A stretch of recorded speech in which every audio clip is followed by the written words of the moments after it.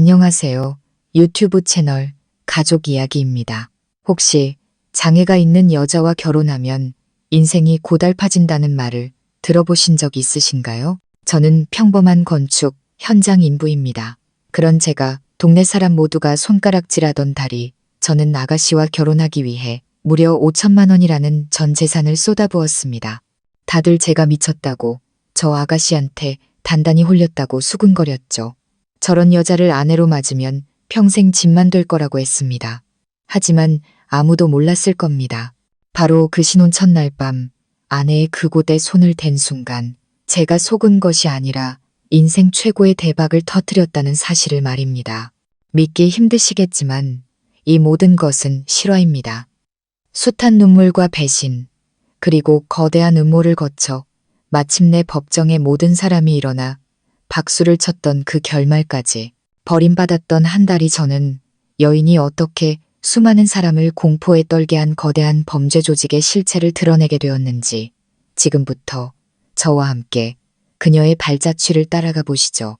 진실한 사랑이 어두운 인생을 구원하는 이야기. 그 시작은 제가 그녀를 처음 만났던 어느 비 오는 오후였습니다. 제 이름은 성은, 올해 34입니다. 작은 건축 현장에서 반장으로 일하고 있죠. 제 나이면 벌써 아이 손잡고 다닐 때인데 저는 아내라고 부를 사람 하나 없었습니다. 제가 못생기거나 가난해서가 아닙니다. 단 한 번의 배신이 여자에 대한 믿음을 송두리째 앗아갔기 때문입니다. 3년 전 저는 그림처럼 예쁜 아름이라는 여자와 사랑에 빠졌습니다.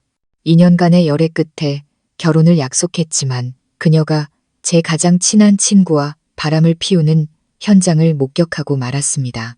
그 충격과 배신감에 모든 걸 버리고 강원도 산골 공사판에서 반년 동안 일만 하며 상처를 달랬습니다. 그때부터 저는 조용히 살았습니다. 누가 여자를 소개시켜줘도 거절하고 그저 일 끝나면 집에 와서 고양이 끌어안고 잠드는 게 일상이었죠. 그러던 어느 날 서연이를 만났습니다. 서연이는 이웃 마을에 사는 아가씨로 어릴 적 사고로 오른쪽 다리를 절었습니다. 제대로 걷지 못해 목발을 짚고 다녔고 허리가 늘 살짝 굽어 있어 동네 사람들은 그녀를 절름발이라고 불렀습니다. 사람들은 말했죠. 아, 서연이 착하긴 한데 다리를 절해서야 누가 데려가겠어. 그런데 저는 그녀를 처음 본 순간부터 눈을 뗄 수가 없었습니다. 그날 저는 이장님의 부탁으로 옆마을 친척집 지붕 수리를 하고 있었습니다. 한창 사다리를 놓고 있는데 갑자기 장대비가 쏟아졌습니다. 허둥지둥 비 피할 곳을 찾던 제게 서연이가 집 안에서 뛰어나왔습니다. 그녀는 자신의 등이 비에 흠뻑 젖는 것도 아랑곳하지 않고 어색한 몸짓으로 절 이끌어 처마 밑으로 데려갔습니다. 그러고는 작은 목소리로 말했죠. 그렇게 비 맞으면 감기 걸려요. 집에 마른 수건 있는데 이걸로 좀 닦으세요. 저는 다리를 절면서도 흠뻑 젖은 채 저를 걱정하는 그녀를 보며 가슴속에서 무언가 낯선 감정이 피어나는 걸 느꼈습니다. 그건 동정심도 연민도 아니었습니다. 요즘 세상에 보기 드문 따뜻한 인간애였죠. 그날 이후 저는 몰래 서연이에 대해 알아보기 시작했습니다. 그녀에게 청혼한 남자가 몇 있었지만 부모님이 모두 거절했다는 이야기를 들었습니다. 자세히 알아보니 결혼을 거부한 건 바로 서연이 자신이었습니다. 자신은 다리를, 저는 장애인이니 누구에게도 짐이 되고 싶지 않다고 했다더군요. 하지만 정작 아픈 부모님의 식사와 약까지 살뜰히 챙기는 건 그녀였습니다. 마을 사람 모두가 서연이가 착하고 살림 잘하고 마음씨 고운 처녀라는 걸 알았지만 그저 다리 하나가 안타까울 뿐이었죠. 저는 그녀가 마음에 들어왔고 밤잠을 설칠 정도가 되었습니다. 한 달을 고민한 끝에 저는 쌀 한 가마니와 토종닭 몇 마리를 들고 서연인의 집을 찾아가 청혼했습니다. 서연인의 가족은 충격으로 말을 잃었고 동네는 발칵 뒤집혔습니다. 세상에 성훈이 걔가 미쳤나? 멀쩡한 놈이 왜 절름발이를 데려간대? 뭐의 시기라도 한 거 아니야? 저희 어머니는 마루에 주저앉아 대성통곡을 하셨습니다. 아이고, 내 아들아, 왜 사서 고생을 하려느냐. 네가 여자가 없어서 저런 애를 데려와? 이 늙은 어미 속 터져 죽는 꼴을 보려고 그래. 저는 입술을 깨물고 아무 말도 하지 않았습니다. 저는 그저 어머니를 보며 한마디 했습니다. 어머니, 저를 사랑하신다면 제가 선택한 사람도 사랑해 주세요. 어머니는 소리치셨습니다. 절름발이 며느리라니 동네 사람들한테 평생 놀림거리밖에 더 되겠냐. 온 세상 사람들 앞에서 등신이 되고 싶은 거냐고. 저는 대답하지 않았습니다. 더 말해봤자 아무도 서연이를 향한 제 마음을 이해하지 못할 테니까요. 몸은 조금 불편할지 몰라도 인격과 사랑, 살아가는 방식만큼은 누구보다 온전한 여자. 그게 바로 제가 본 서연이었습니다.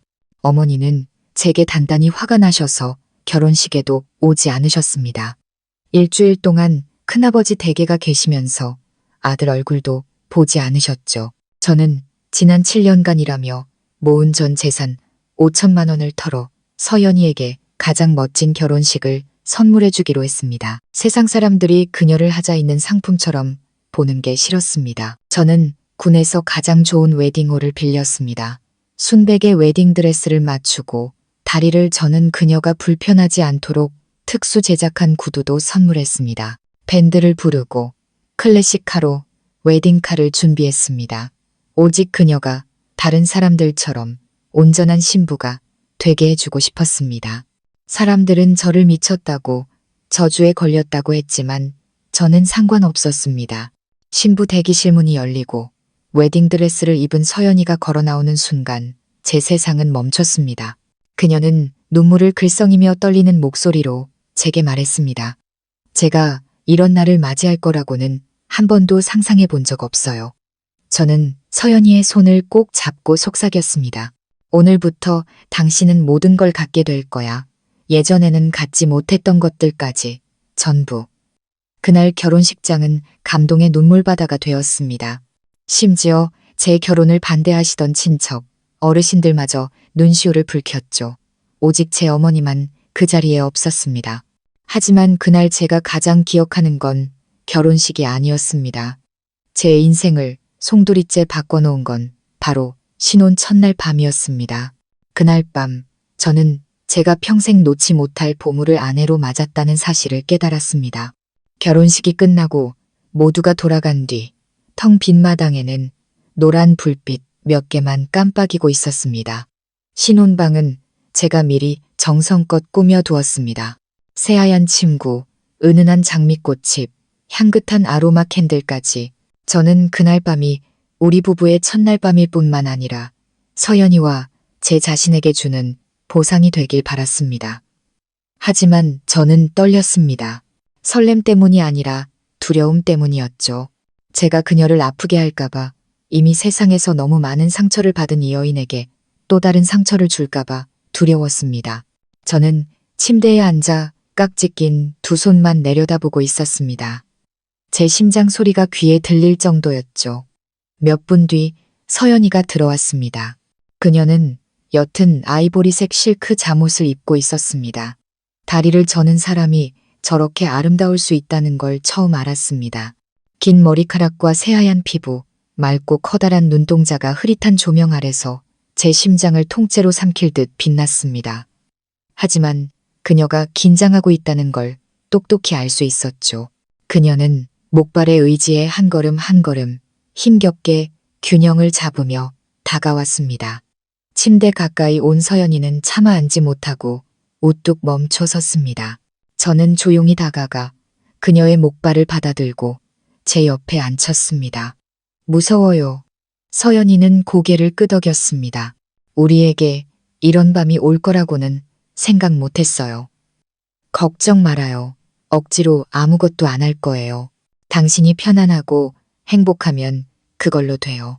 그녀는 고마움과 부끄러움이 뒤섞인 눈으로 저를 바라보았습니다.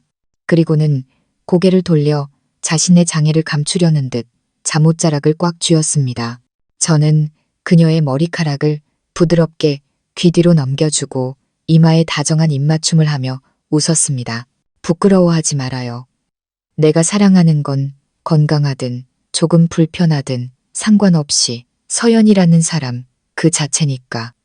그녀의 눈에서 눈물이 주르륵 흘렀습니다. 그리고 바로 그때 저조차도 상상하지 못했던 일이 일어났습니다. 제가 서연이를 안아 침대에 눕히려 할 때 제 손이 우연히 그녀의 아픈 다리에 닿았습니다. 그런데 느낌이 이상했습니다. 어릴 때부터 다리를 저는 사람의 다리가 아니었습니다. 근육이 단단하고 피부는 매끄러웠습니다. 사람들이 말하던 것처럼 가늘게 마르지도 않았죠. 저는 깜짝 놀랐습니다. 잠옷을 살짝 걷어 올려 자세히 살펴보았습니다. 그리고 그 순간 저는 마법에 걸린 사람처럼 그 자리에 얼어붙었습니다. 그녀의 다리는 완벽하게 정상이었습니다. 마비나 변형의 흔적도 흉터도 보조기도 없었습니다. 그저 다른 여자들처럼 희고 곧게 뻗은 아름다운 다리일 뿐이었습니다. 저는 고개를 돌려 서연이를 보았습니다. 당신 다리 저는 거 아니었어. 서연이는 얼굴이 새하얘진 채 고개를 숙이고 침묵했습니다. 제가 다시 물었습니다. 말해봐요. 나 속인 거예요. 한참 뒤 그녀가 흐느끼며 말했습니다. 죄송해요. 일이 이렇게까지 커질 줄은 몰랐어요. 당신이 정말 저와 결혼할 줄은 결혼식 끝나고 말씀드리려고 했어요. 저는 그녀의 어깨를 꽉 잡았습니다. 설명해봐요. 왜 절름발이 행세를 한 거죠? 서연이는 참아왔던 울음을 터뜨렸습니다. 남편을 얻으려고 속인 게 아니에요. 저는 도망치고 있었어요. 저는 망치로 머리를 맞은 듯한 충격을 받았습니다. 도망, 누구한테서? 그녀가 눈물 젖은 얼굴로 저를 보며 떨리는 목소리로 말했습니다. 저를 죽이려고 했던 남자한테서요. 저는 그 자리에 얼어붙었습니다. 모든 것이 무너져 내리는 기분이었죠. 제가 사랑한 여인이 절름발이 행세보다 훨씬 더 거대한 비밀을 숨기고 있었다니. 자세히 말해줘요. 사실을 알아야겠어요. 서연이는 겁에 질린 눈으로 제 손을 꼭 잡았습니다. 하지만 약속해주세요. 절 버리지 않겠다고. 제 정체가 드러나면 그 사람이 다시 돌아올 거예요. 저는 잠시 말을 잃었습니다. 그 순간 깨달았습니다. 제가 아내 한 사람을 맞이한 것이 아니라 그녀의 어두운 과거와 목숨을 위협하는 비밀까지 함께 맞이했다는 것을요. 그날 밤 저는 한숨도 자지 못했습니다. 그 사람이 날 죽이려고 했어요. 서연이의 그 한마디가 머릿속을 떠나지 않았습니다. 저는 조각상처럼 미동도 없이 앉아 있었고 서연이는 벽을 향해 돌아누워 가녀린 어깨를 떨며 흐느꼈습니다. 저도 약한 사람은 아닙니다. 건축 현장에서 온갖 험한 일을 겪었고 거친 인부들과도 수없이 다퉜습니다. 공사장에서 시비를 거는 불량배들과 맞선 적도 있었죠. 하지만 지금처럼 머릿속이 복잡하고 혼란스러웠던 적은 없었습니다. 딱한 운명을 가진 줄 알았던 아내가 사실은 살인자로부터 도망치고 있는 사람이었다니. 저는 서연이의 어깨에 손을 얹고 조용히 말했습니다. 숨기지 말고 전부 말해줘요. 이제 내가 당신 남편이잖아. 서연이가 돌아누웠고 눈물이 뺨을 타고 흘렀습니다. 얘기할게요. 하지만 무서워하거나 절 버리면 안 돼요. 저는 고개를 끄덕였습니다. 그녀는 깊은 숨을 내쉬고 이야기를 시작했습니다. 서연이의 본명은 김서연, 대전의 유복한 집안에서 태어났다고 합니다. 부모님은 큰 가구 유통업체를 운영하셨죠. 어릴 때부터 서연이는 부족함 없이 자랐고 공부도 잘했으며 아름답고 재능 있는 아가씨였습니다. 22살 때 서연이는 한 광고회사에 비서로 입사했고 그곳에서 강민이라는 남자를 만났습니다. 그녀보다 13살이 많았던 강민은 회사의 대표이사였고 잘생기고 신사적이며 부유했습니다. 꿀처럼 달콤한 그의 말에 수많은 젊은 여자들이 빠져들었고 서연이도 예외는 아니었습니다. 강민은 서연이를 순식간에 사로잡았습니다. 꽃과 선물을 보내고 최고급 레스토랑에 데려갔죠. 2달 만에 서연이는 그의 품에 안겼습니다. 그녀의 부모님은 강민이 이혼남이고 나쁜 소문이 많다며 반대했지만 사랑에 눈이 먼 그녀는 아무것도 듣지 않았습니다. 그때부터 끔찍한 일이 시작되었습니다. 나중에야 그가 전 여자친구를 폭행해서 고소당한 적이 있고 전과도 있었지만 돈으로 입을 막았다는 걸 알았어요. 저는 믿지 않았어요. 누군가 그를 모함하는 거라고 생각했죠. 하지만 그와 동거를 시작하면서 지옥이 진짜 있다는 걸 깨달았어요. 강민은 서연이의 휴대폰, 일정, 친구 관계까지 모든 것을 통제했습니다. 택배 기사에게까지 비정상적인 질투를 했고 화가 나면 물건을 부수고 서연이를 폭행했습니다. 서연이는 자신이 사랑으로 그를 바꿀 수 있을 거라 믿으며 견뎠습니다. 하지만 그는 날이 갈수록 미쳐갔습니다. 어느 날 그가 마약을 밀매한다는 사실을 알게 됐어요. 저는 숨을 멈췄습니다. 서연이는 눈물을 글썽이며 말을 이었습니다. 도망치려고 했는데 그에게 들켰어요. 그날 그는 저를 방에 사흘 동안 가두고 굶겼고 제 머리를 벽에 쳐박았어요. 정말 죽는 줄 알았죠. 다행히 몰래 친한 언니에게 연락이 닿았고 그 언니가 경찰에 신고해줬어요. 하지만 경찰이 도착했을 때 그는 이미 도망친 뒤였어요. 저는 구조되었지만 외상 후 스트레스 장애로 정신병원에서 치료를 받아야 했어요. 저는 주먹을 꽉 쥐었습니다. 심장이 미친 듯이 뛰었죠. 서연이가 말을 이었습니다. 그가 절 찾을까봐 너무 무서웠어요. 경찰은 그가 다른 여러 사건으로 수배 중이라고 했죠. 그래서 부모님은 저를 외가가 있는 시골로 보냈어요. 이름도 바꾸고 오토바이 사고로 다리를 다친 척 절름발이 행세를 하며 숨어 지내기로 한 거예요. 아무도 저를 모르는 이 조용한 마을을 선택했어요. 재봉 일을 배우며 조용히 살았죠. 누가 물으면 어릴 때부터 소아마비였다고 둘러댔어요. 그저 그가 잡힐 때까지 조용히 세월이 흐르기만을 바랐어요. 그런데 당신을 만날 줄은 몰랐던 거죠. 그녀는 애원하는 눈빛으로 저를 바라봤습니다. 사실대로 말하지 않은 건 제 잘못이에요. 하지만 당신이 절 사랑하게 될 줄은 몰랐어요. 그냥 이렇게 몇 년만 숨어 지내면 끝날 줄 알았어요. 저는 아무 말도 하지 않았습니다. 가슴속에는 연민, 분노, 걱정이 뒤엉켜 있었고 그녀의 말을 어디까지 믿어야 할지 혼란스러웠습니다. 당신과 결혼하려고 속인 게 아니에요. 정말 당신을 이 일에 끌어들이고 싶지 않았어요. 그저 제가 너무 외로웠을 뿐이에요. 저는 일어나 베란다로 나갔습니다. 차가운 밤 공기가 얼굴에 스쳤지만 머리는 여전히 뜨거웠습니다. 잠시 후 저는 침대로 돌아와 서연이를 바라보았습니다. 나는 대단한 사람이 아니에요. 하지만 당신이 더 이상 도망치지 않고 새 인생을 살고 싶다면 내가 당신을 지켜줄게요. 그녀는 제 품에 안겨 소리내어 울었습니다. 그날 밤 처음으로 그녀는 겁에 질린 도망자가 아니라 진짜 제 아내가 되었습니다. 하지만 운명은 우리를 가만두지 않았습니다. 결혼식 며칠 뒤 낯선 남자가 마을에 나타나 저희 집 대문 앞을 뚫어지게 쳐다보기 시작했습니다. 그리고 마침내 제가 가장 두려워하던 일이 벌어졌습니다. 결혼식을 올리고 며칠 뒤 저는 서연이와 함께 읍내 오일장에 갔습니다. 서연이는 습관처럼 목발을 짚고 있었고 저는 오토바이를 세워두고 그녀를 기다렸습니다. 그때 등골이 서늘해지는 느낌이 들었습니다.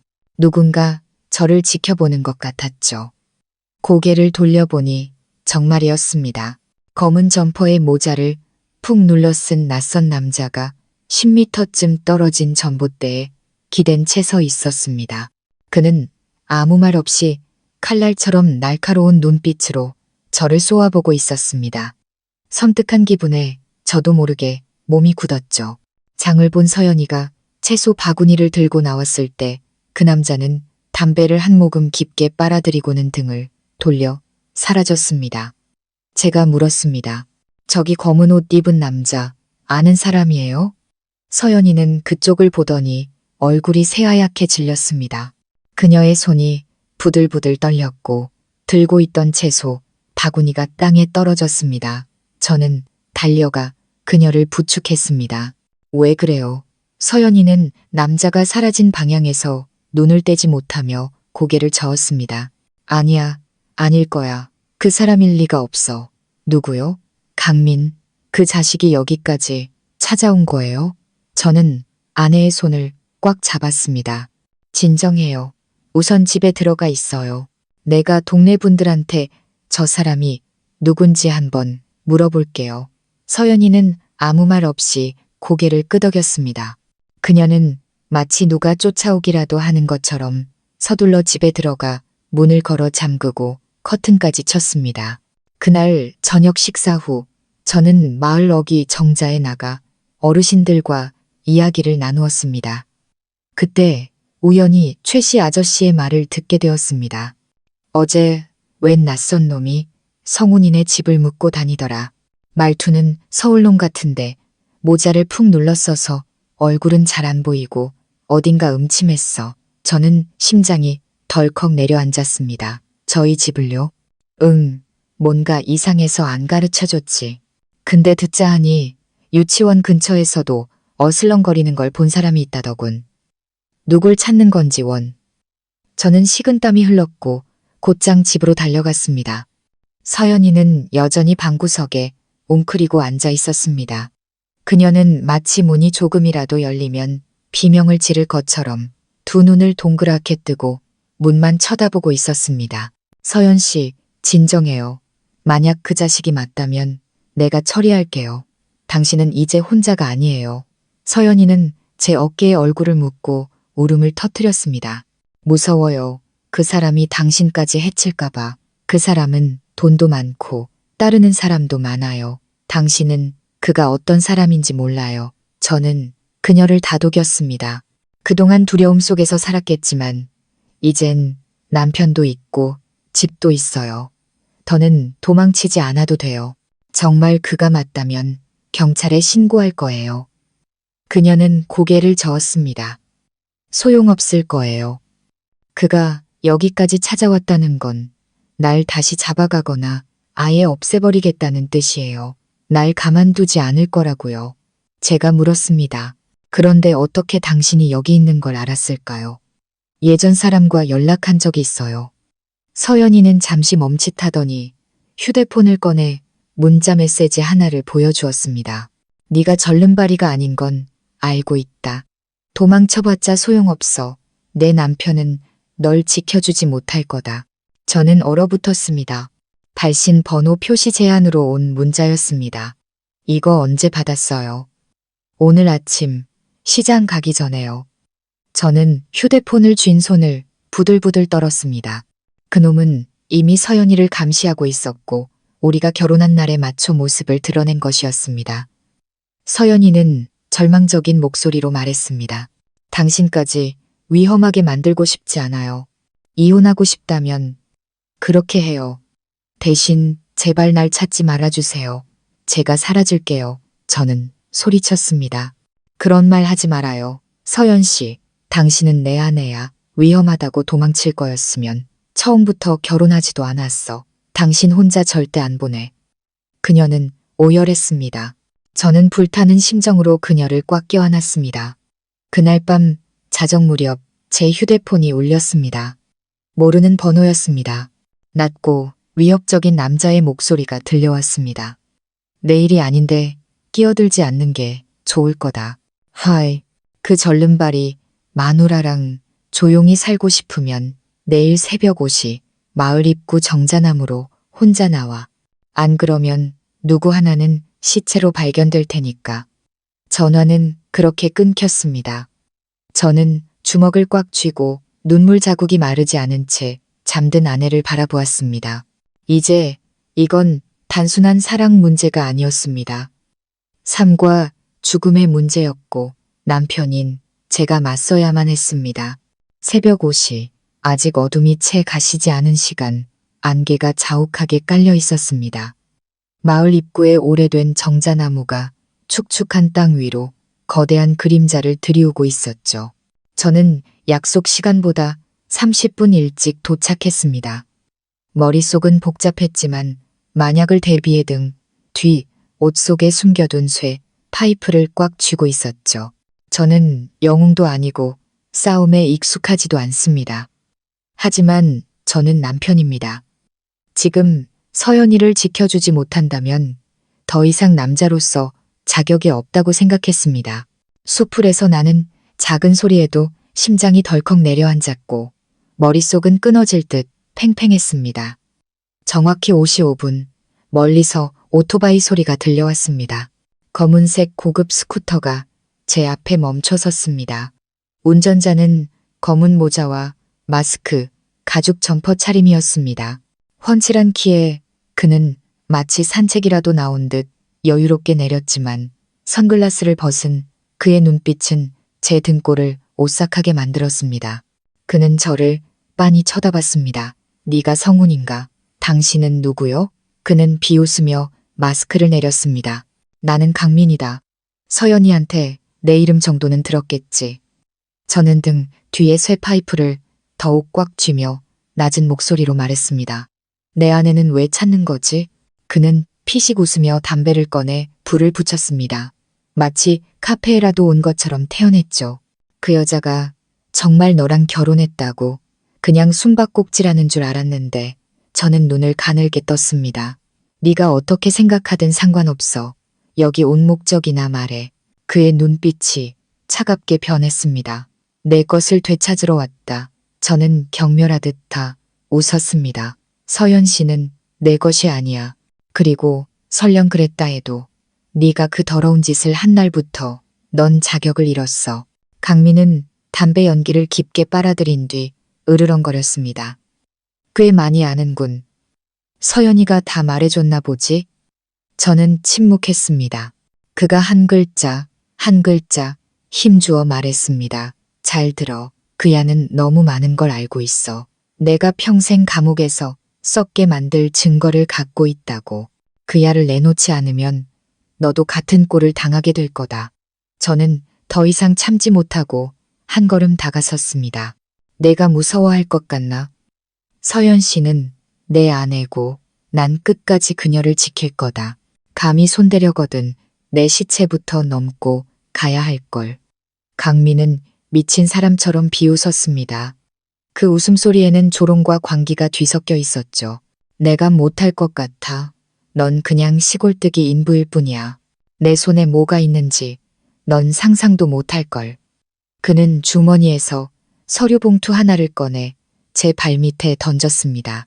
안에는 저와 서연이의 결혼식 날, 함께 장을 보던 날, 심지어 밤에 집으로 돌아가던 모습까지 담긴 사진들이 들어 있었습니다. 누군가 우리를 한 걸음 한 걸음 감시하고 있었던 겁니다.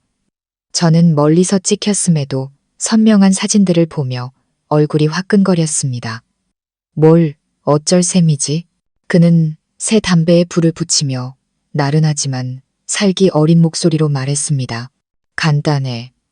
그야가 훔쳐간 USB만 돌려받으면 돼. 거기엔 내가 높으신 분들과 거래한 자료가 전부 들어있거든.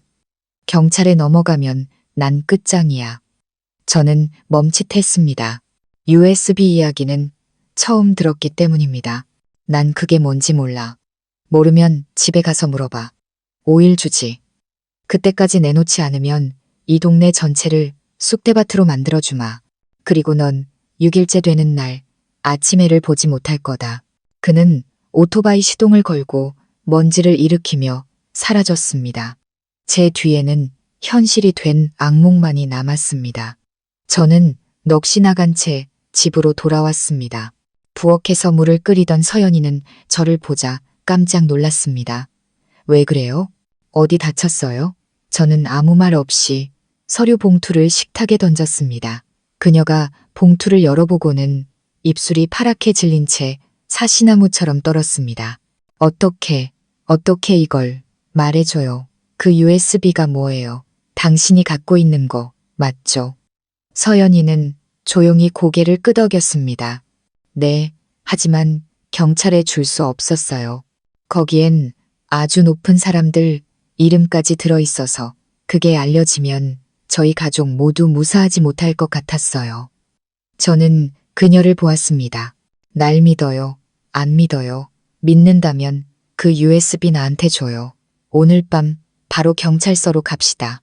서연이가 손사래를 쳤습니다. 안 돼요. 그걸 넘기면 그가 당신을 죽일 거예요. 그는 평범한 사람이 아니란 말이에요. 저는 그녀의 손을 꽉 잡았습니다. 그걸 갖고 있으면 그가 당신을 죽일 거야. 난 그걸 용납할 수 없어. 내가 당신 남편이잖아. 더는 도망치지 않아도 된다고.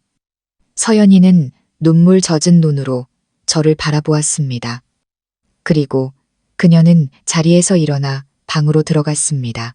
옷장 맨 아래 낡은 나무 상자 속에서 은색 USB 하나를 꺼내왔습니다.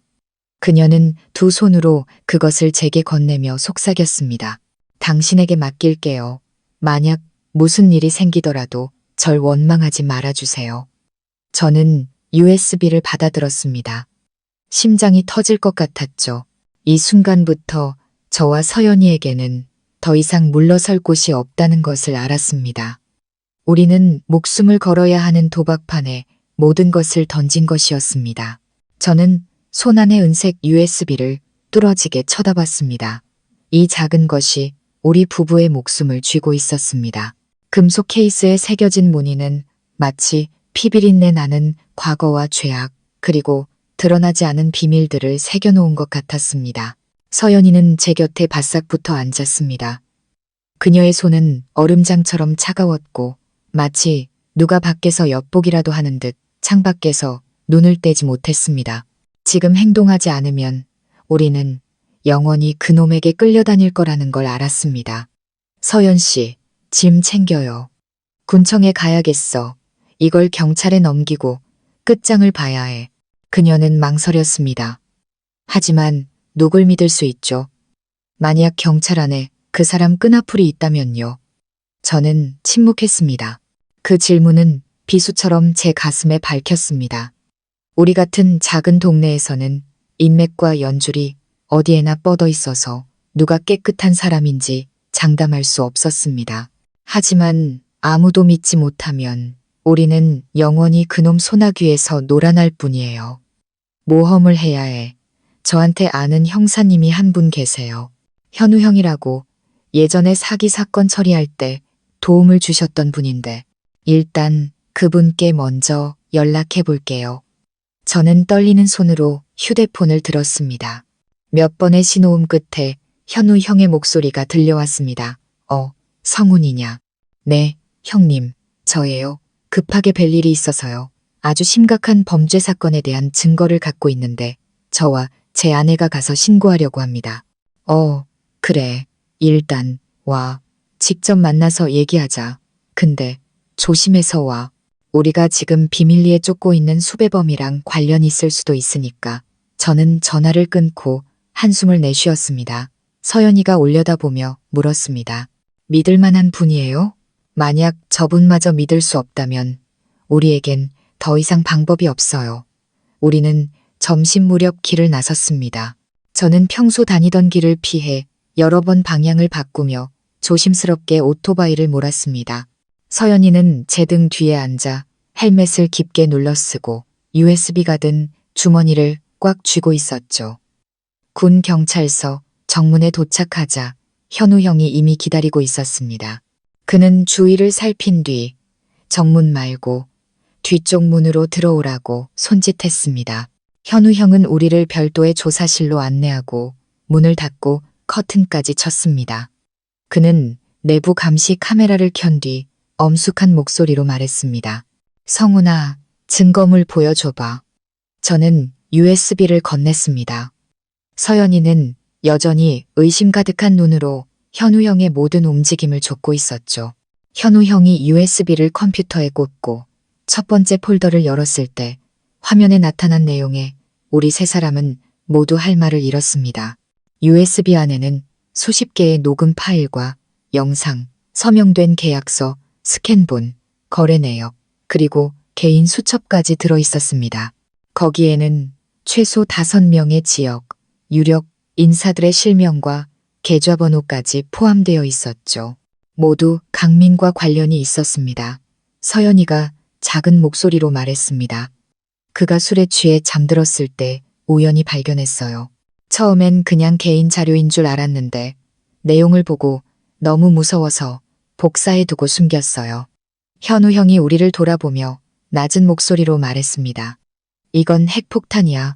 잘못 건드리면 우리 모두 죽을 수도 있어. 그럼 어떻게 해야 하죠? 제가 물었습니다. 형님이 이걸 보관해 주실 수 있나요? 보관은 할 수 있어. 하지만 내가 이걸 갖고 있다는 게 발각되면 그놈들한테 바로 처리될 거야. 놈들은 내부에도 끈아풀이 있거든. 그럼 경찰 안에도 그놈 사람이 있다는 거군요. 현우 형이 고개를 끄덕였습니다. 전부터 의심은 했는데 이제야 확실한 증거가 잡힌 거지. 하지만 이 사건을 제대로 파헤치려면도 단위가 아니라 중앙으로 바로 올려야 해. 그 과정이 쉽지는 않을 거고 시간이 필요해. 제가 말했습니다. 그럼 형님이 원본을 가지세요. 저는 사본을 갖고 있겠습니다. 우리 둘 중 하나에게 무슨 일이 생겨도 증거는 남을 수 있도록요. 현우 형은 저와 서연이를 차례로 보더니 조용히 고개를 끄덕였습니다. 알겠다. 하지만 오늘부터 너희 부부는 정말 조심해야 할 거야. 이제부터 그놈들은 협박이 아니라 진짜 행동에 나설 테니까. 그날 밤 집에 돌아왔을 때 저는 이상한 낌새를 눈치챘습니다. 현관문 자물쇠가 부서져 있었고 문은 살짝 열려 있었습니다. 없어진 물건은 없었지만 조상님께 제사를 지내는 지방이 갈기갈기 찢겨 있었고 결혼사진 액자는 산산조각 나 있었습니다. 그리고 벽에는 붉은 립스틱으로 이렇게 쓰여 있었죠. 마지막 경고다. 서연이는 비명을 지르며 그 자리에 쓰러져 기절했습니다. 저는 구급차를 부르면서 머릿속이 불타는 것 같았습니다. 강민이 메시지를 보내온 것이었습니다. 나는 언제든 내 집에 들어갈 수 있다. 서연이는 저혈압과 극심한 공포로 인한 쇼크 상태로 보건소에 실려갔습니다. 1시간 뒤에야 겨우 깨어났지만 여전히 넋이 나간 눈으로 허공을 응시했죠. 마치 지옥에서 막 돌아온 사람처럼 떨고 있었습니다. 저는 그녀의 손을 꼭 잡고 앉아 있었습니다. 가슴이 찢어지는 것 같았죠. 결혼한 지 며칠 만에 우리 부부는 도망, 협박, 생명의 위협까지 온갖 쓴맛을 다 봐야 했습니다. 그녀가 희미한 목소리로 말했습니다. 미안해요. 나 때문에 당신까지 끌어들여서 그런 말 하지 말아요. 내가 선택한 거니까 무슨 일이 있어도 절대 당신 손 놓지 않을 거예요. 그녀는 희미하게 미소 지었고 눈에서는 다시 눈물이 흘렀습니다. 그날 밤 서연이를 집으로 데려온 뒤 저는 즉시 자물쇠를 바꾸고 집 주변과 창문에 CCTV를 설치했습니다. 그리고 만약을 대비해 접이식 칼을 항상 몸에 지니고 다녔죠. 하지만 숨 돌릴 틈도 없이 전화벨이 울렸습니다. 어머니였습니다. 저는 숨을 고르며 전화를 받았습니다. 네, 어머니. 어머니의 날카로운 목소리가 수화기 너머로 들려왔습니다. 성훈아, 너 미쳤니? 어떤 놈들이 우리 집에 찾아와서 너랑 그 절름발이 마누라 사진을 내밀더구나. 내일 아니니 끼어들지 말라고 너한테 전화라면서 지금 내 어미 목숨 갖고 장난하는 거야? 저는 얼어붙었습니다. 누가요? 누가 집에 찾아왔어요? 키 크고 양복 입은 놈이 검은 차를 타고 왔어. 말하는데 등골이 다 오싹하더라. 강민이라는 명함을 주고는 비웃으면서 가버렸어. 저는 할 말을 잃었습니다. 그놈이 이제는 제 어머니까지 공격하기 시작한 것이었습니다. 어머니, 괜찮으세요? 그놈들이 어머니한테 뭘 하지는 않았고요. 아니, 하지만 똑똑히 말했어. 네가 그 물건을 내놓지 않으면 너뿐만 아니라 내 어미도 무사하지 못할 거라고. 성훈아, 너 도대체 무슨 짓을 하고 다니는 거냐? 저는 의자에 주저앉았습니다. 목이 메어왔죠. 어머니, 얘기가 길어요. 하지만 제가 하는 일이 옳은 일이에요. 이번 한 번만 절 믿어주세요. 믿으라고. 내가 죽어야 속이 시원하겠니? 어디서 굴러먹던지도 모를 며느리 하나 들여와서는 일주일도 안 돼서 온 집안을 위험에 빠뜨려. 저는 어머니를 원망하지 않았습니다. 아무것도 모르시니까요. 하지만 정말 가슴이 아팠습니다. 어머니, 제가 죽어야 그 사람들이 제 아내를 가만히 내버려 둔다면 그렇게 되길 바라세요? 수화기 너머로 잠시 침묵이 흘렀고 어머니가 흐느끼셨습니다. 네가 그런 말 하면 이 어미 속이 찢어지잖니. 넌 내 하나뿐인 아들이야. 네가 죽으면 난 어떻게 살라고. 저는 그저 침묵할 수밖에 없었습니다. 마침내 어머니가 목소리를 낮추셨습니다. 일단 집으로 와라. 누가 옳고 그른지는 이제 따지지 않을 테니 와서 이 어미 얼굴이라도 한 번 더 보여줘. 이러다 영영 못 볼 수도 있잖니. 저는 그날 밤 바로 서연이를 데리고 어머니 댁으로 향했습니다. 놀랍게도 집 앞에 도착하자 어머니는 이미 처마 밑에 웅크리고 앉아 저희를 기다리고 계셨습니다. 저를 보자 어머니는 어린아이처럼 울음을 터뜨리셨습니다. 저는 무릎을 꿇고 어머니를 껴안았습니다. 서연이는 제 뒤에서 조용히 고개를 숙이고 있었죠. 어머니는 서연이를 끌어당겨 어깨에 손을 얹으셨습니다. 내가 너희 결혼을 반대했었다. 네가 성훈이를 속인 줄 알았지. 하지만 이제 보니 너희가 얼마나 힘들게 살고 있었는지 알겠다.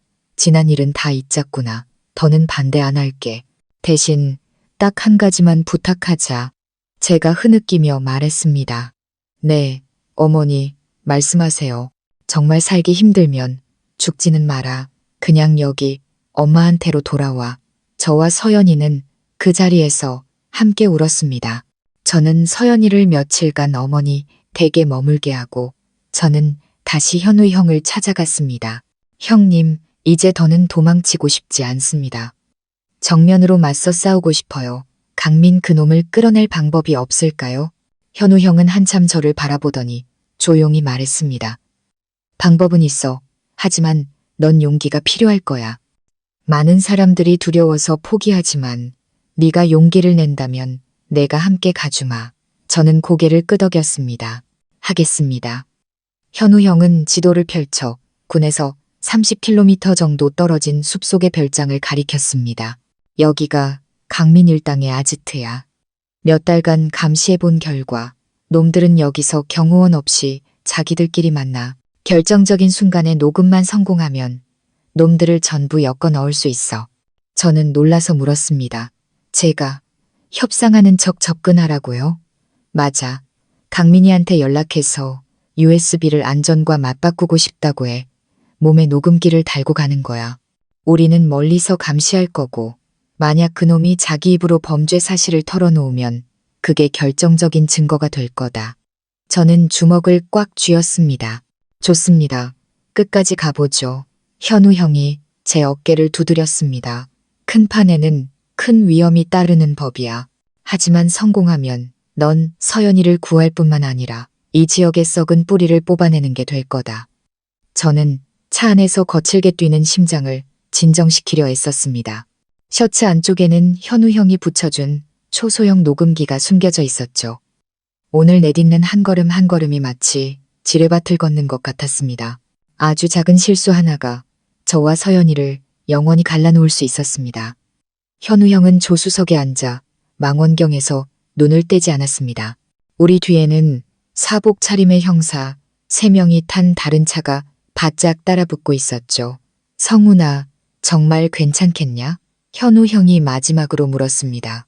목소리가 무겁게 가라앉아 있었죠. 네, 더 이상 도망치며 살고 싶지 않습니다.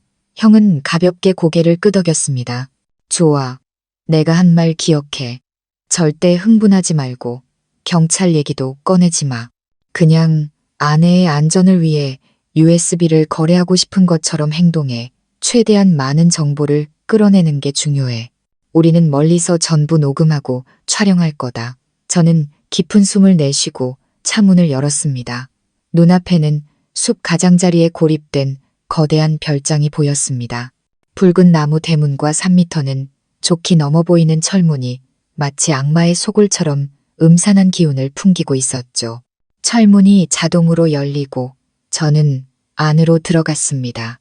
강민은 이미 마당에 앉아 있었습니다. 다리를 꼬고 와인잔을 든 채 마치 재미있는 연극을 감상하는 듯한 표정이었죠. 그의 뒤에는 검은 안경을 쓴 거구에 남자 2명이 서 있었습니다. 생각보다 빠르네. 서연이의 새 신랑 나으리. 저는 마른 침을 삼키며 애써 평정을 유지했습니다. 약속대로 왔소. 조용히 얘기하고 싶군. 강민은 맞은편 돌 의자를 가리켰습니다. 앉아. 난 정면 승부하는 놈이 마음에 들거든. 저는 자리에 앉아 그에게서 눈을 떼지 않았습니다. 누구도 다치길 원치 않소. 내 아내는 지금 충격으로 쓰러져 있고 나도 더는 불안하게 살고 싶지 않아. 그래서 제안을 하러 왔지. 말해봐. USB를 주겠소.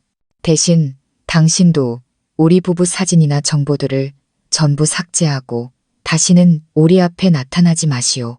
이걸로 모든 걸 끝내는 거요. 강민은 눈썹을 치켜 올리며 비웃었습니다. 그렇게 간단할 것 같나? 그 안에 얼마나 많은 이름이 들어있는지 알아. 그걸 너한테 줬다가 내용이 새어나가면 우리 모두 끝장이야. 내가 그렇게 어리석을 것 같소. 난 그냥 평범하게 살고 싶을 뿐이오. 당신은 원하는 걸 얻고 나는 평화를 얻고 공평한 거래지.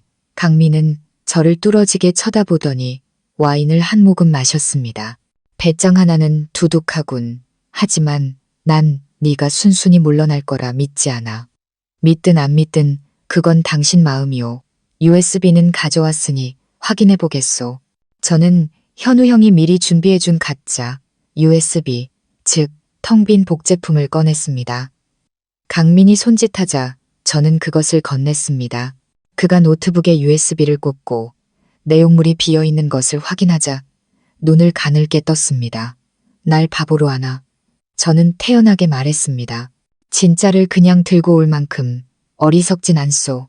안전이 보장되면 그때 넘기겠소. 강민은 웃음을 터뜨렸습니다. 좋아.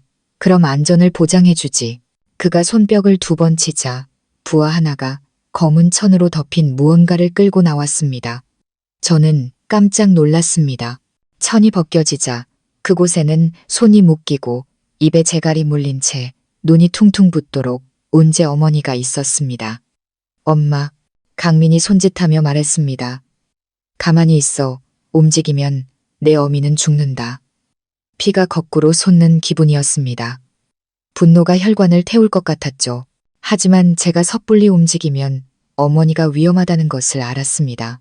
네가 무슨 꿍꿍이인지 다 알아. 나도 만만한 상대가 아니라고. 조용히 살고 싶으면 USB를 내놔. 그럼 내 어미를 돌려주지. 아니면 내 동네 전체가 장례식장이 될 줄 알아. 저는 치미는 분노를 삼켰습니다. 멀리서 이어폰을 통해 신호가 왔습니다. 현우 형이 모든 대화를 녹음하고 있다는 뜻이었죠. USB를 내놓으면 내 어미를 돌려주겠다는 그 말 한마디만으로도 납치, 협박, 강요죄가 성립되었습니다. 하지만 그게 끝이 아니었습니다. 강민은 제게 다가와 몸을 숙이고 속삭였습니다. 네가 뭔데 나한테 덤벼? 내가 고개만 까딱하면 넌 흔적도 없이 사라져. 날 시험하지 마. 그러고는 미친 듯이 웃으며 부하들에게 지시했습니다. 좋아.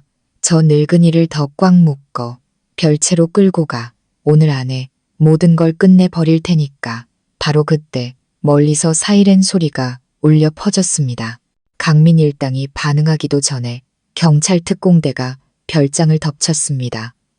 현우 형이 앞장서서 소리쳤습니다. 모두 엎드려. 손머리 위로. 경찰이다. 강민은 도망치기도 전에 2명의 형사에게 제압당했습니다.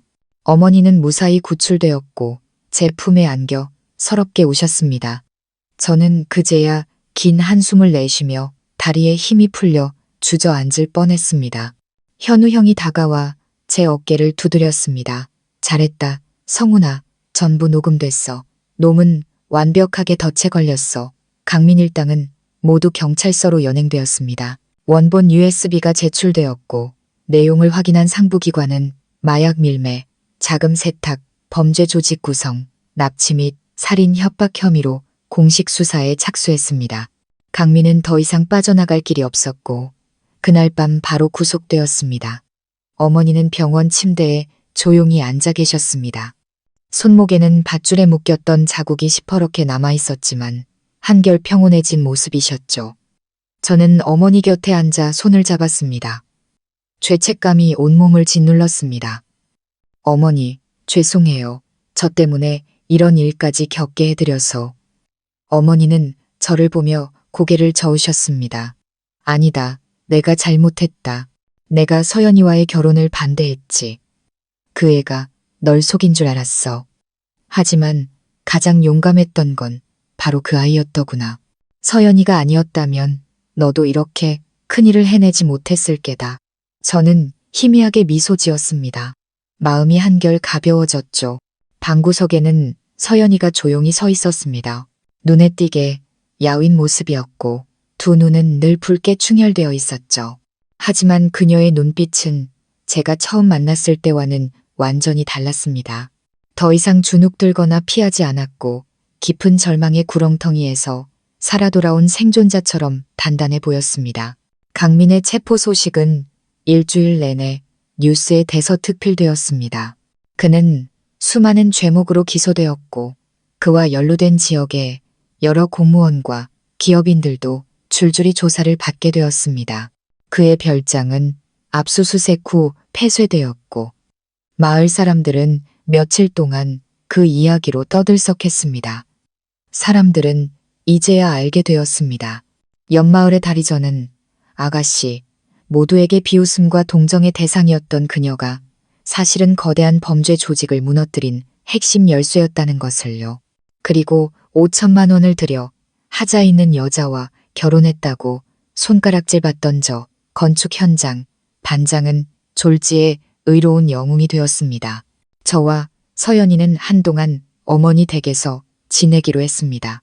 마을 사람들은 이제 다른 눈으로 제 아내를 바라보기 시작했습니다. 더 이상 수군거림도 절름발이 행세하던 애라는 비아냥도 없었습니다. 대신 그 자리에는 존경과 감탄이 자리 잡았죠. 어느 날 오후 제가 밭에서 텃밭을 일구고 있을 때 서연이가 시원한 물 한 잔을 들고 나왔습니다. 그녀는 부드럽게 웃으며 말했죠. 여보, 너무 더운데 좀 쉬면서 해요. 저는 고개를 들어 땀을 닦으며 물잔을 받아들었습니다. 소박한 옷차림에 머리를 높게 묶고 평온한 표정을 짓고 있는 서연이의 모습이 아직도 낯설게 느껴졌습니다. 서연 씨, 네. 만약 다음 생이 있다면 그때도 나랑 결혼해 줄래요? 그녀는 바람처럼 가볍게 웃었습니다. 다음 생이 있다면 다리는 절지 않을 거예요. 그래야 당신이 동네 사람들한테 미쳤다는 소리 안 듣죠. 저는 웃음을 터뜨리며 그녀를 끌어당겨 이마에 입을 맞췄습니다. 난 내가 미쳤다고 생각 안 해. 난 행운아라고 생각해. 당신 같은 사람을 사랑하게 된 건 내 인생 최고의 행운이야. 서연이는 제 어깨에 머리를 기댄 채 말이 없었습니다. 저는 그 순간 제 인생이 마침내 평온하고 행복한 새 장을 열었다고 생각했습니다. 하지만 바로 그때 휴대폰이 울렸습니다. 현우 형이었습니다. 성훈아, 알아야 할 일이 생겼다. 네, 형님. 형의 목소리가 얼음장처럼 차갑게 가라앉았습니다. 강민의 자백이 아직 다 끝나지 않았어. 한 명이 더 있어. 그동안 강민의 배후에서 모든 걸 조종한 여자야. 아직 증거가 부족해서 발표는 못했지만 그 여자가 지금 너희 부부에게 접근하려는 것 같다. 저는 그 자리에 얼어붙었습니다. 누구요? 대체 누굽니까? 현우 형이 짧게 대답했습니다. 그 한마디에 저는 온몸에 소름이 돋았습니다. 김씨 성을 가진 여자야. 내 아내와 고양이 같고 서연이의 양어머니였던 사람이다. 저는 다리가 풀리는 것 같았습니다. 양, 어머니요? 그래, 서연이를 강민에게 데려간 것도, 동거를 강요하고 서연이 부모님 회사의 지분양도 각서에 서명하게 만든 것도 바로 그 여자다. 아내를 더 철저히 지켜야 할 거다. 저는 전화를 끊었습니다. 심장은 불타는 듯 뜨거웠고 고개를 돌려 서연이를 보았습니다. 그녀는 여전히 그 자리에 앉아 다정한 눈빛과 온화한 미소를 짓고 있었습니다. 차마 입이 떨어지지 않았지만 저는 알 수 있었습니다. 이 평화는 잠시뿐이라는 것을. 어쩌면 이 뒤에는 훨씬 더 거대한 폭풍이 우리를 기다리고 있는지도 모른다는 것을요. 현우 형과의 통화 후 저는 마치 망치로 머리를 맞은 듯한 충격에 휩싸였습니다. 심장은 미친 듯이 뛰고 손발에 힘이 빠졌죠. 서연이의 양어머니였다는 사람, 그녀가 집에서 쫓겨났을 때 유일하게 손을 내밀어주고 보살펴줬다는 그 사람이 모든 일의 배우였다니. 저는 텃밭에서 나무를 캐고 있는 서연이를 바라보았습니다. 햇살이 그녀의 온화한 얼굴 위로 쏟아져 내리는 모습을 보니 차마 이 끔찍한 사실을 입 밖으로 꺼낼 수가 없었습니다. 하지만 말하지 않으면 어떻게 그녀를 지킬 수 있을까요? 저는 그녀 곁으로 다가가 조용히 앉았습니다. 서연 씨, 솔직하게 물어볼 게 있는데 당신 양어머니는 어떤 분이셨어요? 서연이는 고개를 들었고 그 순간 그녀의 눈빛이 어두워졌습니다. 그녀는 하던 일을 멈추고 가라앉은 목소리로 물었죠. 그분 얘기는 왜요? 알아야 할 것 같아서요. 어떤 분이 그러는데 그분이 당신이 생각하는 것처럼 단순한 분이 아니라고 하더군요. 서연이는 한숨을 내쉬었고 잠시 후 이야기를 시작했습니다. 서연이의 부모님이 강민과의 관계를 반대하면서 집안에는 큰 갈등이 생겼습니다. 너무 화가 난 부모님은 서연이를 집에서 내쫓았죠. 그때 서연이는 갈 곳도 기댈 친구도 없이 외톨이가 되었습니다. 유일하게 손을 내밀어준 사람이 바로 박 여사, 어머니의 오랜 친구이자 도시 외곽에 살던 분이었습니다. 처음엔 정말 좋은 분이셨어요. 저를 자기 집에 머물게 해주고 끼니도 일일이 챙겨주셨죠. 저는 그분을 은인이라고 생각했어요. 그런데요. 하지만 한 달쯤 지나자 그분이 변하기 시작했어요. 저더러 강민에게 돌아가라고 설득했죠. 그가 진심으로 날 사랑하는데 부모님이 괜히 미워하는 거라고요. 상처받았던 저는 그 말을 믿었어요. 모든 비극은 거기서부터 시작된 거예요. 서연이의 눈에 눈물이 고였습니다. 나중에야 알았어요. 그분은 강민과 사업적으로 얽혀 있었어요. 저희 부모님께 접근해서 아버지가 재산양도 계약서에 서명하도록 유도한 것도 그분이었어요. 저도 보증 서류인 줄 알고 서명한 적이 있었는데 그게 바로 저는 주먹을 꽉 쥐었습니다. 그럼 처음부터 전부 계획된 거였군요. 네, 그분은 절 사랑한 게 아니라 도구로 이용한 거였어요. 제가 모든 사실을 알고 도망치려 하자 강민에게 연락해서 제 앞을 가로막은 것도 그분이었고요. 세상에, 그런데 어떻게 살아남은 거예요? 예전 회사 친한 언니 덕분에요. 그 언니가 제가 외가로 도망칠 수 있게 도와주고 모든 연락을 끊게 해줬어요. 하지만 저는 늘 마음 한구석이 무거웠어요. 그분이 절 구해준 적이 있으니까. 그분이 나쁜 사람이라고는 끝까지 믿고 싶지 않았어요. 저는 아내의 눈에서 깊은 갈등을 읽었습니다. 어쩌면 그녀는 지난 몇 년간 그 사람이 그럴 자격이 없다는 걸 알면서도 은혜를 갚아야 한다는 죄책감에 시달렸을지도 모릅니다. 제가 조용히 물었습니다. 이제 어떻게 하고 싶어요? 서연이는 침묵했습니다. 한참 뒤 그녀가 말했습니다. 그분을 마지막으로 한 번만 만나고 싶어요. 명확한 대답을 들어야겠어요. 저는 고개를 끄덕였습니다. 좋아요. 하지만 나도 같이 갈 거예요. 당신 혼자 두지 않을 거예요. 사흘 뒤 저희는 현우 형이 알려준 주소를 따라 도시 외곽의 작은 집을 찾아갔습니다. 이끼 낀 낡은 집은 임시 거처처럼 보였지만 안은 의외로 호화로웠습니다. 고급 소파와 양주, 심지어 에어컨까지 쌩쌩 돌아가고 있었죠. 서연이가 안으로 들어서자 박 여사는 잠시 굳었다가 이내 냉소적으로 웃었습니다. 어머, 절름발이 아니니 난 네가 죽은 줄 알았는데. 저는 분노가 치밀어 한 걸음 나섰지만 서연이가 제 팔을 잡았습니다. 저 이제 다리 절지 않아요, 양어머니. 딱 한 가지만 여쭤보고 싶어서 왔어요. 묻고 얼른 꺼져. 왜 저를 해치셨어요? 왜 저를 구해주는 척하다가 지옥으로 밀어넣으셨냐고요. 박 여사는 미친 듯이 웃으며 담배에 불을 붙였습니다.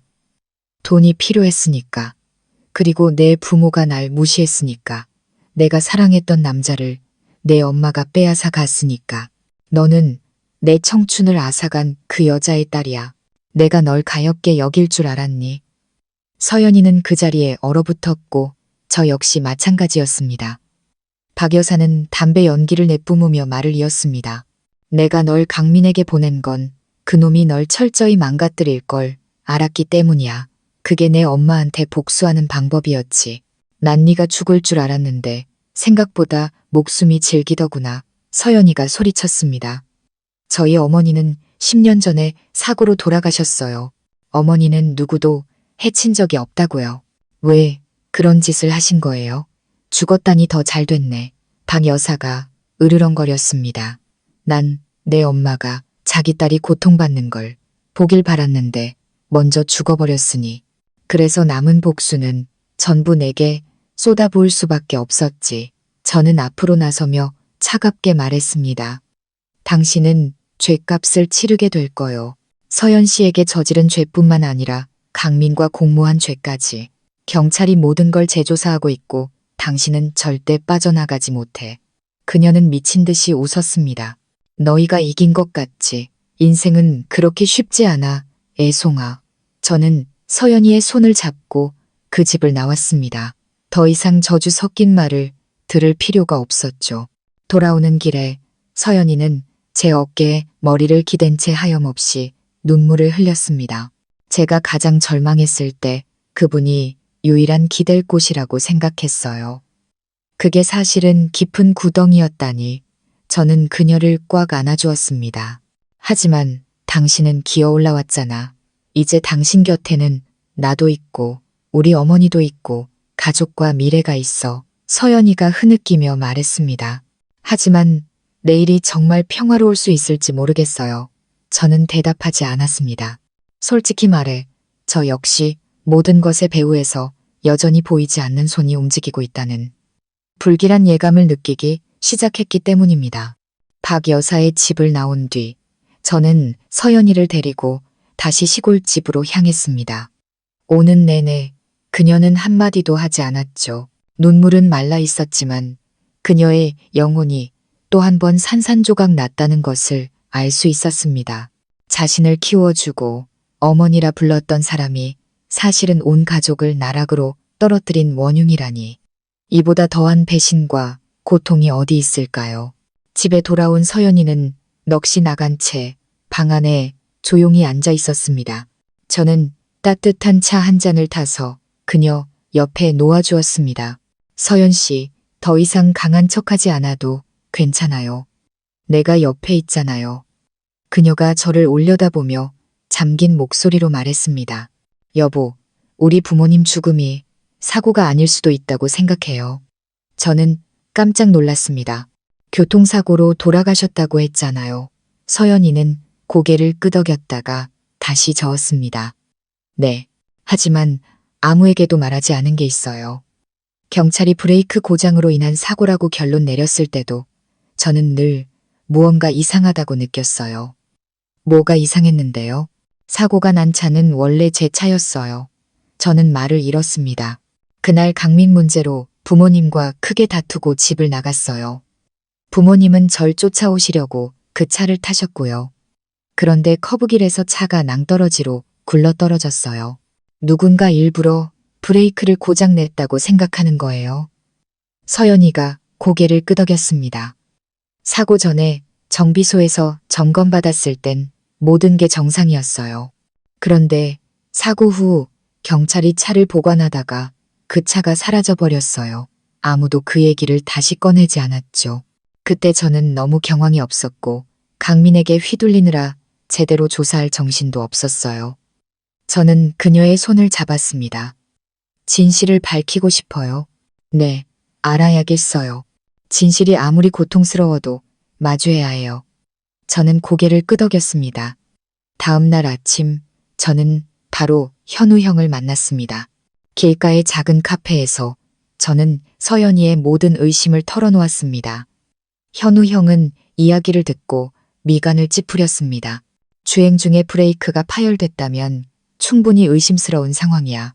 하지만 이미 몇 년 전에 종결된 사건이라 다시 수사하려면 정당한 사유가 필요해 있습니다. 박 여사와 관련이 있다고 확신해요. 현우 형이 고개를 끄덕였습니다. 나도 그렇게 생각해.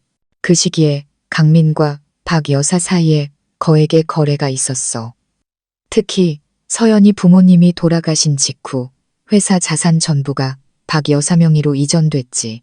저는 경악했습니다. 정말 그 여자가 범인일까요? 서류상으로는 위임받은 걸로 되어 있지만 서명을 위조했거나 사고 전에 강제로 서명하게 했을 가능성이 높아. 이걸 조사하려면 과거 기록을 다시 파헤치고 사건 재수사를 요청해야 해. 현우 형은 잠시 말을 멈추고 저를 보았습니다. 반드시 직계 가족이 직접 요청해야만 가능해. 저는 고개를 끄덕였습니다. 제가 서연 씨를 설득해 보겠습니다. 그날 밤 저는 서연이에게 모든 이야기를 전했습니다. 그녀는 한참 동안 침묵하다가 말했습니다. 재수사 요청서 제가 낼게요. 이제 남은 가족은 저뿐이니까 제가 서명하겠어요. 사흘 뒤 서연이는 현우 형의 법률적 도움을 받아 부모님 사고 원인에 대한 재수사를도 경찰청에 공식 요청했습니다. 일주일 뒤 1차 조사 결과는 모두를 경악하게 했습니다. 차량의 브레이크 시스템이 날카로운 도구에 의해 절단된 흔적이 발견되었습니다. 사고 현장 근처 CCTV는 사고 발생 2시간 전부터 데이터가 삭제되어 있었습니다. 그리고 박 여사 명의의 계좌로 사고 다음 날 30억 원이 입금된 사실이 확인되었습니다. 현우 형은 이 정도 증거만으로도 새로운 형사 사건으로立件이 가능하다고 말했습니다. 하지만 범인을 잡는 것은 어려울 거라고 했습니다. 박 여사가 이미 도망쳤기 때문입니다. 저는 놀랐습니다. 도망쳤다고요? 이틀 전에 거처에서 사라졌어. 아무도 행방을 몰라. 저는 서연이를 돌아보았습니다. 그녀의 얼굴은 새하얗게 질려 있었지만 눈빛만은 단호했습니다. 그 여자가 도망치게 두지 않을 거예요. 편안한 삶을 원하지 않았다면 감옥에서 평생을 보내야죠. 며칠 뒤 국경지대에서 근무하는 경찰관으로부터 연락이 왔습니다. 위조 여권을 소지한 한 여성이 캄보디아로 밀입국하려다 붙잡혔다는 것이었죠. 그녀의 이름은 박선자였습니다. 저와 서연이는 신원 확인을 위해 즉시 그곳으로 향했습니다. 저희를 보자 박 여사는 잠시 굳었다가 미친 듯이 웃음을 터뜨렸습니다. 내년들이 이 운명에서 벗어날 수 있을 것 같아? 내가 죽더라도 너희를 끌고 갈 거다. 저는 서연이를 끌어안고 속삭였습니다. 아니요. 쓰러져야 할 사람은 바로 당신입니다. 서연이는 마침내 인생의 어두운 한 페이지를 닫게 되었습니다. 하지만 그것이 정말 끝이었을까요? 오래된 서류 뭉치를 다시 살피던 중 낡은 종이 한 장이 바닥으로 떨어졌습니다. 거기에는 이렇게 쓰여 있었습니다. 차기법적 후견인 김영철, 김서연의 친삼촌. 서연이가 단 한 번도 언급한 적 없는 이름이었습니다. 누렇게 바랜 종이 한 장이 낡은 서류철에서 떨어졌을 때 저와 현우 형은 그 자리에 우뚝 멈춰섰습니다. 글씨는 선명하고 단호했습니다. 김서연의 차기 법적 후견인 김영철. 김서연의 부친 김정식의 친동생. 저는 고개를 들어 현우 형을 보았습니다. 이런 이름 들어보신 적 있으세요? 현우 형은 고개를 저었습니다. 아니, 이상한 건 예전 재산양도 관련 서류 어디에도 이 사람 이름은 언급된 적이 없다는 거야. 저는 서연이를 돌아보았습니다. 그녀는 넋이 나간 표정이었죠. 저는 한 번도 부모님께 삼촌이 있다는 얘기를 들은 적이 없어요. 아버지는 외아들이셨는데요. 현우 형이 골똘히 생각하며 말했습니다.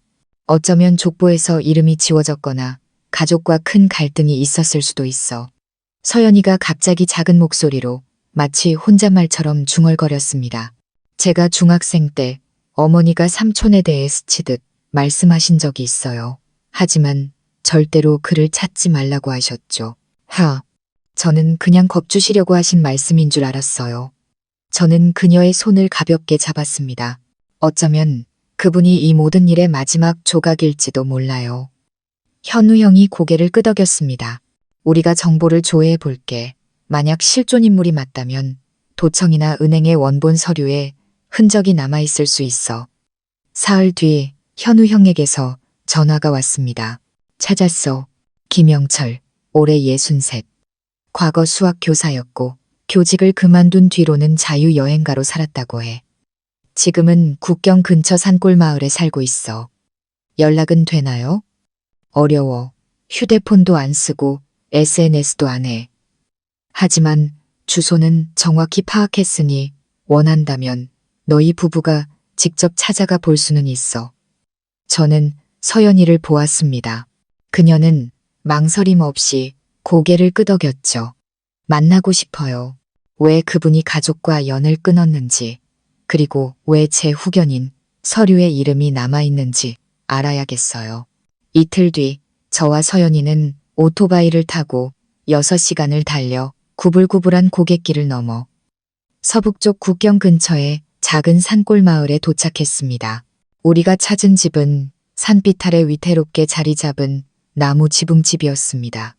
처마 밑에는 말린 옥수수 몇 다발이 걸려 있었죠. 우리가 문을 두드리자 희끗희끗한 머리에 마른 체격, 낡은 회색 스웨터를 입은 한 남자가 문을 열었습니다. 그는 저와 서연이를 한참 동안 마치 속을 꿰뚫어보는 듯한 눈빛으로 바라보았습니다. 누구신지? 서연이가 한 걸음 나서서 두 손을 모으고 떨리는 목소리로 말했습니다. 저는 김서연이라고 합니다. 김정식 씨와 이행자 씨의 딸입니다. 남자는 그 자리에 얼어붙었습니다. 그 이름들은 마치 벼락처럼 그의 귀에 꽂히는 듯 했습니다. 그의 눈에 눈물이 고였고 입술이 파르르 떨렸습니다.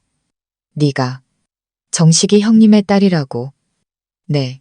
그는 문에 기댄 채 나무 바닥에 주저앉았습니다. 손으로 입을 가린 채 한참 뒤에야 겨우 속삭였습니다.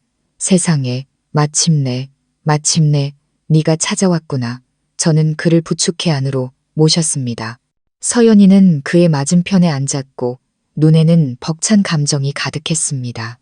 정말 저희 아버지의 친동생 맞으세요? 그는 고개를 끄덕였습니다. 그래. 하지만 난 30년 전에 족보에서 파였다. 지금까지도 잊을 수 없는 일 때문이었지. 서연이는 침묵했습니다. 제가 물었습니다. 무슨 일이셨습니까? 삼촌. 노인은 눈을 가늘게 뜨고 멀리 보이는 산등성이를 바라보며 마치 바람에게 속삭이듯 말했습니다. 내가 내 어머니를 사랑했었다. 저와 서연이는 숨을 멈췄습니다. 네, 아버지와 내가 대학 시절에 함께 내 어머니를 사랑했지. 하지만 내 어머니는 정식이, 형, 내 아버지를 선택했다. 나는 상처를 안고 모든 걸 잊으려고 이 산골로 들어왔어. 하지만 나중에 내 아버지가 사업에 실패해 빚더미에 앉았다는 소식을 듣고 몰래 돈을 붙여주기 시작했다. 매달 이름도 없이. 서연이가 그의 손을 잡았습니다. 부모님이 익명의 후원자에 대해 말씀하신 적이 있어요. 그게 삼촌이셨군요. 그는 희미하게 미소 지었습니다. 나중에 내 아버지가 회사를 다시 일으켰을 때 사고가 터졌지. 소식을 듣고 널 데리러 가려고 했는데 내 어머니의 친구였다는 박 여사가 네가 이미 해외로 입양되었다고 하더구나. 의심스러웠지만 내가 더 이상 알아볼 방법이 없었다. 나는 여기서 내가 언젠가 찾아오기만을 기다리고 있었어. 서연이가 흐느끼며 말했습니다. 죄송해요. 삼촌을 더 일찍 찾지 못해서. 그는 그녀의 어깨에 손을 얹고 눈물을 글썽였습니다. 아니다. 내가 너희 가족에게 그리고 너에게 빚을 졌다. 그리고 그는 저를 보며 단호한 목소리로 말했습니다. 나는 아직 서류상으로 내 후견인이다. 재판이 필요하든 증언이 필요하든 박 여사의 죄를 밝히는 일이라면 내가 너희와 함께 세상 끝까지 갈 거다. 그날 오후 저희는 보슬비 속에서 산골 마을을 떠났습니다. 서연이는 제 어깨에 머리를 기댄 채 속삭였습니다. 이제 더는 외롭지 않아요. 세상에 아직 나를 진심으로 사랑해주는 사람이 남아있었다니. 저는 아내의 손을 꽉 잡았습니다. 남아있었던 게 아니라 항상 있었던 거야. 가장 힘들 때가 되어서야 비로소 그들이 누구인지 알게 되는 것뿐이지. 삼촌 김영철 씨를 다시 만난 지 3개월 후 저와 서연이의 삶은 또 다른 소용돌이 속으로 들어갔습니다. 서류 준비, 증인신문, 대질신문, 고소장 제출, 경찰과 검찰에 협조하는 나날이 이어졌죠. 강민이나 박 여사의 직접적인 위협은 없었지만 바위처럼 무거운 긴장감은 여전했습니다. 강민의 사건은 두 가지로 분리되었습니다. 하나는 범죄 조직 및 마약 밀매에 관한 형사사건, 다른 하나는 서연이 부모님의 재산과 관련된 살인교사 혐의 사건이었습니다. 그리고 마침내 기다리던 날이 왔습니다. 지방법원에서 1심 재판이 열렸습니다.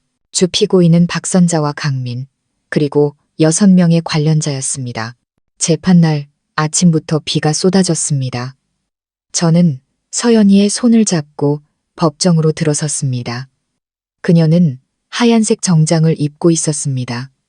얼굴에는 더 이상 과거의 그늘이 없었고 굳건한 의지가 서려 있었죠. 방청석에는 제 어머니가, 그 옆에는 삼촌이 앉아 계셨습니다. 삼촌은 이제 공식적으로 서연이의 후견인이자 박 여사가 빼돌린 재산의 행방을 밝히는데 핵심적인 증언을 할 사람이었죠. 피고인석에 선 강민은 고개를 숙인 채 예전의 오만함은 찾아볼 수 없었고 박 여사는 지팡이에 기댄 채 잿빛 얼굴로 허공을 응시하고 있었습니다. 판사가 30분이 넘는 긴 공소장을 읽어 내려갔습니다. 강민은 국제마약 밀매 조직의 수괴로, 피고인 박선자는 자금 세탁을 도왔으며 강민과 공모하여 서연이를 이용해 위조 문서에 서명하게 하고 공무원에게 뇌물을 주어 법적 서류를 조작하고 서연이 부모님이 사망한 직후 모든 재산을 가로챈 혐의가 명시되었습니다.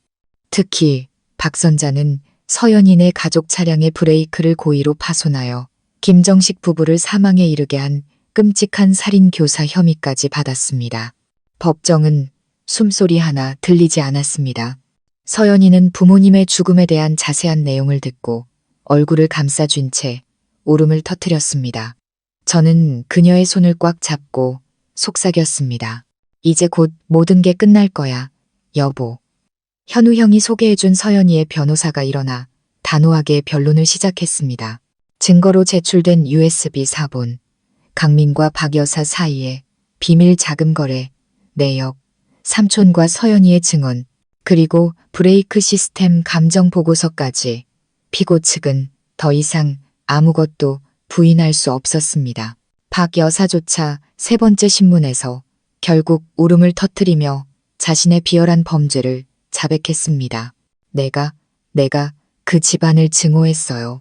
하지만 내가 이런 악마가 될 줄은 몰랐어요. 강민은 끝까지 침묵을 지켰습니다.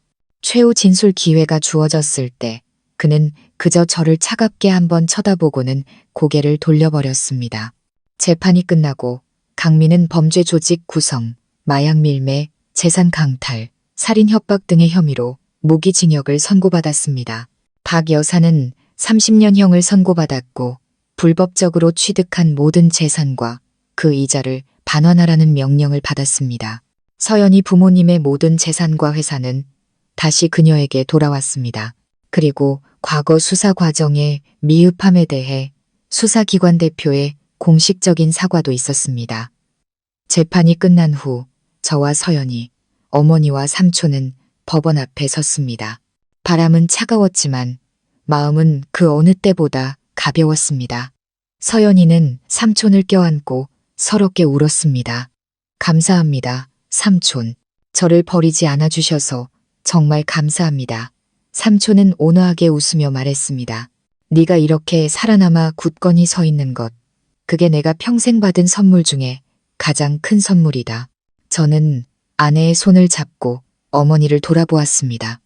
어머니, 이제 어머니의 절름발이 며느리가 밉지 않으세요? 어머니는 눈물을 글썽이며 말씀하셨습니다.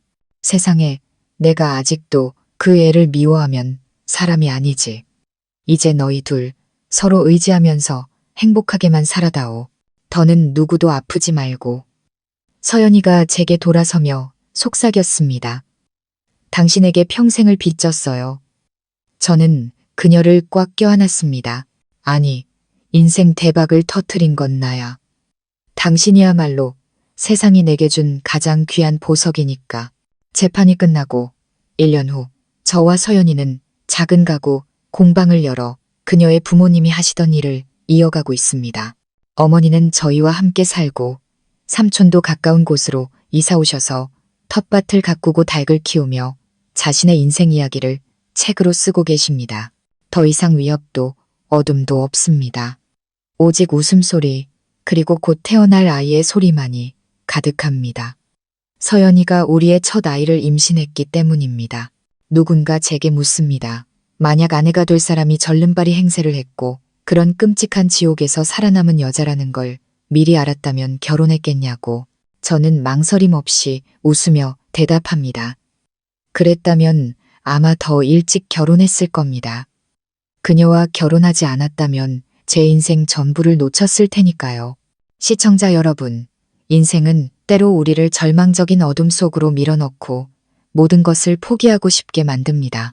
하지만 우리에게 충분한 믿음과 인내가 있고 곁에서 손을 꼭 잡아주는 한 사람이 있다면 그 어떤 어둠도 결국 찢겨나가게 될 겁니다. 온 마음을 다해 사랑하십시오. 진실한 사랑은 그 무엇으로도 끌 수 없는 영원한 빛이니까요. 오늘 이야기에 감동과 의미를 느끼셨다면 아래의 댓글로 여러분의 생각을 공유해 주세요. 그리고 구독과 알림 설정을 잊지 마시고 앞으로 저희가 들려드릴 더 감동적이고 인간적인 이야기들을 기대해 주세요. 시청해 주셔서 감사합니다. 모두 항상 건강하시고 각자의 행복을 찾으시길 바랍니다.